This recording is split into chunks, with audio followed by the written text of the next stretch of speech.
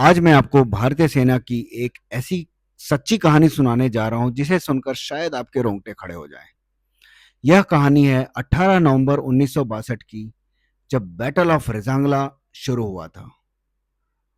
सोचिए, आप 18,000 फीट की ऊंचाई पर हैं, जहां तापमान -20 डिग्री सेल्सियस और तेज बर्फीली हवा चल रही है, और सामने से एक दुश्मन की टुकड़ी हमारी ओर बढ़ रही हो। उस पोस्ट पर 13 कुमाऊं के चार्ली कंपनी के 120 जवान तैनात थे, जिनका कमान संभाल रहे थे मेजर शैतान सिंह।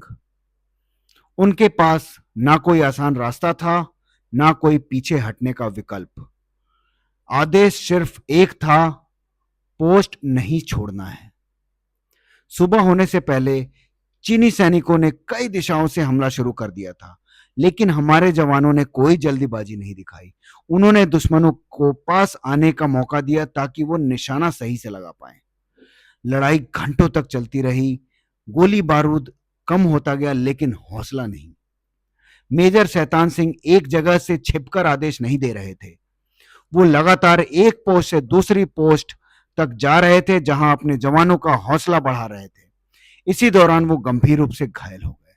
साथियों ने उन्हें सुरक्षित जगह ले जाने की कोशिश की, लेकिन उन्होंने कहा, मेरी चिंता मत करो, आप पोस्ट संभालो। बहुत दिनों तक ऐसा चलता रहा।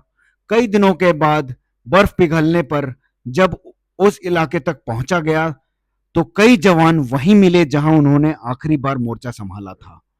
करीब 120 में से 114 जवान वीर गति को प्राप्त हो गए, लेकिन उन्होंने ऐसी बहादुरी दिखाई कि रेजांगला आज भी भारतीय सेना के इतिहास के सबसे गौरवशाली अध्यायों में से एक है।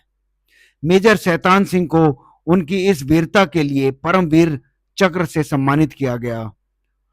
दोस्तों, बहादुरी का मतलब सिर्फ जीतना नहीं होता है। कई बार बहादुरी का मतलब अपने फर्ज को आखिरी सांस तक निभाना होता है। रेजांगला हमें यही सिखाता है कि परिस्थिति चाहे कितनी भी कठिन हो, अगर इरादा मजबूत है तो इतिहास लिखा जा सकता है। ऐसे सभी वीर को मेरा शत शत नमन है। जय हिंद।